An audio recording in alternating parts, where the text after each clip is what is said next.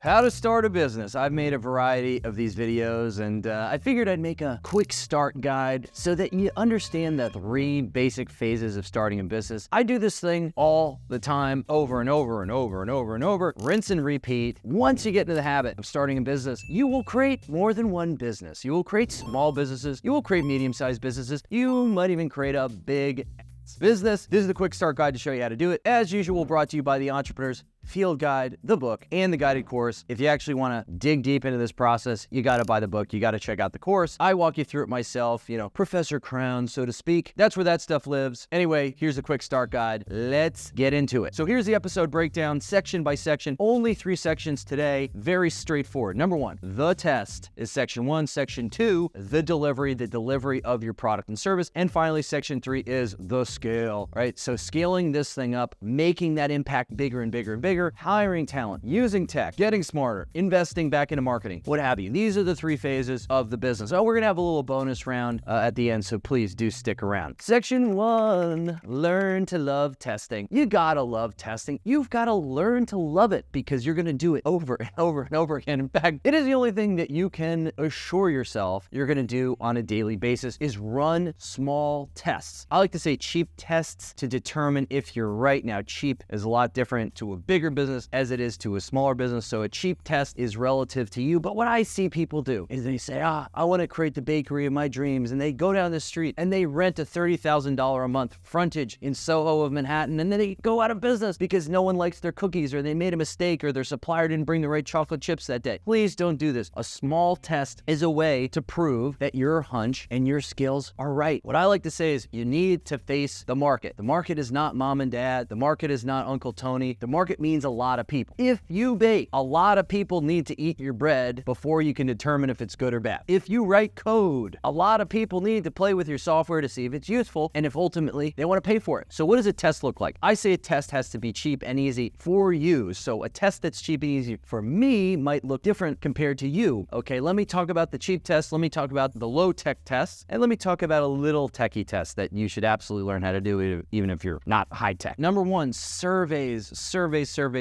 literally a piece of paper walking around town, going into your office. Of course, you can digitize this. You can go to things like SurveyMonkey. This stuff is basically free. Just asking questions. Hey, if I were to create this thing, would you be interested in it? Hey, what are the biggest challenges you're dealing with on a day-to-day basis? Start to test your idea with surveys. Number 2, emails. Just sending emails around into a group, maybe a club, maybe around your office, sort of checking, getting feedback in email. Now, this is the most expensive one of the low-tech options. Setting up a stand. So if you've got something, perhaps a physical product, maybe you've got a service, maybe you're a budding massage therapist and you want to say, I want to test my skills out in the market. Set up a stand, offer this for free, talk to people, survey them in person. This is how you build feedback. This is the low-tech gold. You're probably saying, Nick, this sounds so simple. Well, nobody does this. And when you don't do this, you don't get market feedback. You end up building something that nobody wants. You waste $1 million and then you're calling me complaining in the DMs that, what do I do next? All right, now, if you're slightly techie, this is what I do for a lot of different businesses. I run a social media ad or a search ad on Google, and I send it right to a little cheap landing page that, you could set up a landing page very affordably with various templates, film a video of yourself talking about the product, and go ahead and build a social media ad and send traffic to this landing page. Now, once someone gets that landing page, you've got to have something to give them, whether it's a sign up, whether it's a button to click, whether it's maybe something, a little mock-up of the product that they could buy. The idea here is don't build it yet. Just determine if people are interested enough to give you their email. Perhaps they're interested enough to click the button. These are the metrics that you want to test. So figure out what you're testing. For me, I never build expensive products in advance. I want to see that you're interested and you're on the site. Everything starts here with these tests. Whether you've set up a stand at the farmer's market or you've set up a social media ad that runs to a cheap little landing page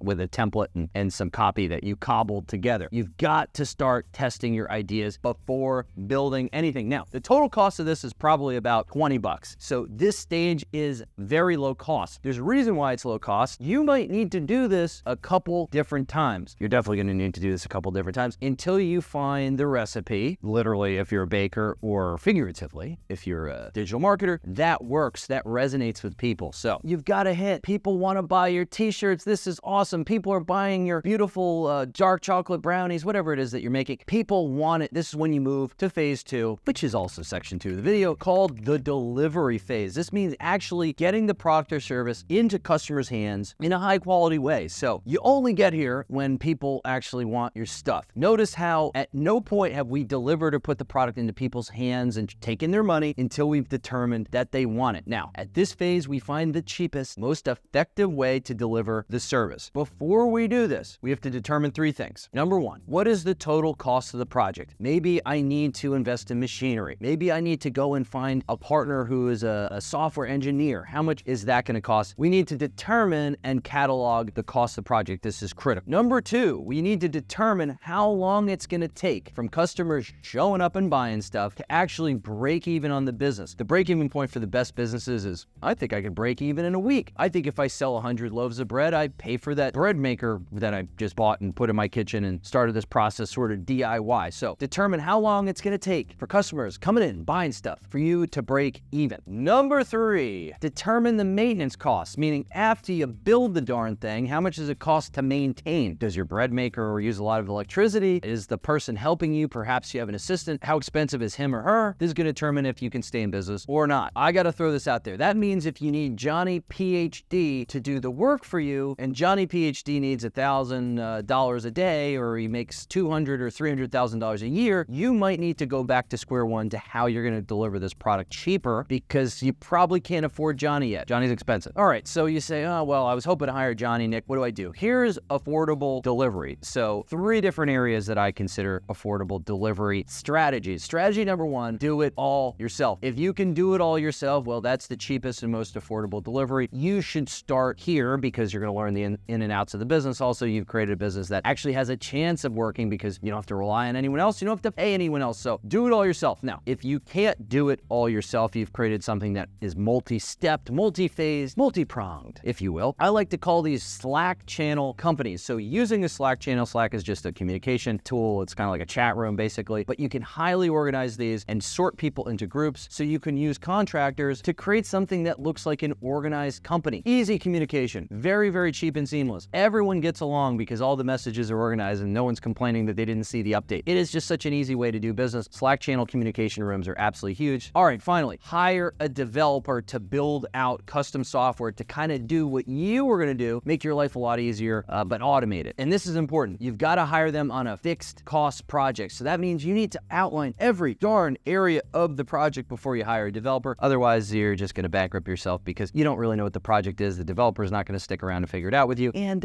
yeah, that'll put you out of business. So quick moment from our sponsor, the Entrepreneur's Field Guide, digital course. Come on. I mean, if you haven't checked it out yet, you got to check it out at nicholascrown.com. I spent way too much time building this course, probably 3 months of my life, throwing my entire career of entrepreneurship and business into a box just for you. Super affordable. Check it out at nicholascrown.com. Did you like how I said .com? All right, section 3, this is scale it up. Let's do more of it. Let's sell more to more people. Let's keep going. All right, how do you grow? Really 3 ways you can grow. You can get more customers, you can raise the price, or you can get more repeat purchases. So Susie comes in and she buys 1 loaf of bread, or Susie comes in and now she buys 2 loaves of bread because you have this beautiful variety. You have the wheat and the white bread, and Susie, she would buy a 3rd variety if you had a pumpernickel. See how you start to diversify your product offering to get more repeat purchases, whatever it is. Once you've identified which area here you're going to tackle, the more customers, the higher pricing, repeat purchases, you need to determine if you need more talent, more software, meaning more software to act like a robot to do all your dirty work for you. Or finally, more marketing or just more volume to get the word out. So this could be social media marketing, search marketing, influencer advertising, whatever it is. This is going to cost you some money to get the word out to more people. So how do you think about this scale phase? The best way to scale is to test everything all over again, is to go back into the testing phase. But instead of testing your product, is testing the channels that work. I like to say, figure out what tests you can run without killing your business. If you've got $1,000, you can't run $1,000 tests. You can run $50 tests. See how this testing methodology all fits together? together. I like to say run an audit. An audit is just another word for a test with a sort of beginning and an end. You gotta run an audit on yourself. Do a time and a skill set audit. These are the two phases to determining how you can scale really fast. So where you're limiting the business in terms of time, you're saying, well, I can't make any more bread. I'm working around the clock. Look at my knuckles. They're all covered in dough. And,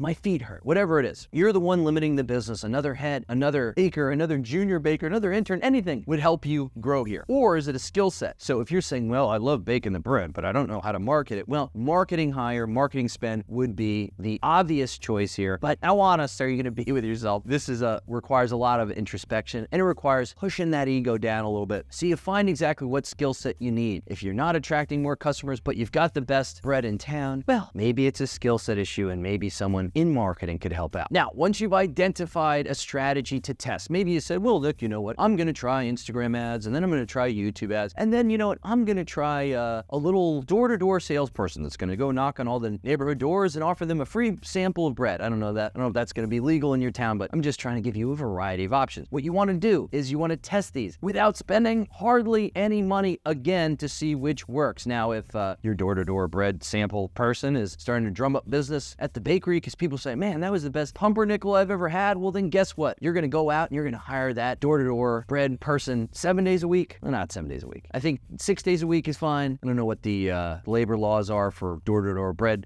salesmen, but if you see that the Facebook ad or the Google ad or whatever it is starting to outperform the others, you're going to start to invest more in that strategy and push. This is how every single business scales, just with bigger numbers and just with a wider variety of marketing channels or headcount or software. It's as simple as that. You knew there was going to be a bonus round. The bonus round today is do something crazy, okay? And I don't mean like hold up a bank. Don't do that, okay? Not all publicity is good publicity. There's a limit. What I mean is don't do what everyone else is doing. So in every business that I own, I add a crazy factor. In what categories? In branding. I ensure the branding stands out. Or perhaps feature set. I provide a feature that no one else is willing or capable to provide. Or finally, a way of doing business. The X factor. Kindness. Customer service. Acting more like the really rich guy from my old skits. This is the idea that you're delivering business in a way that others can't. So why would you do something crazy like this? It sounds expensive. It sounds time consuming. Well, when you do this, your business becomes addictive because no one else can deliver it the way that you do. To be successful, to get word of mouth, to continue building the machine that is your business, you need to over-deliver in some area. You need to over-deliver value. So why not start from the beginning and determine where it is that you're going to over-deliver? I want you to succeed in your business. I want you to grow like crazy. This is the three-phase framework that I've leaned on for so many years. I hope it serves you well. As usual, always more to learn at nicholascrown.com. Thanks for joining me today. What's that I hear? Oh, that's you running your first test for your new business. I'll see you soon.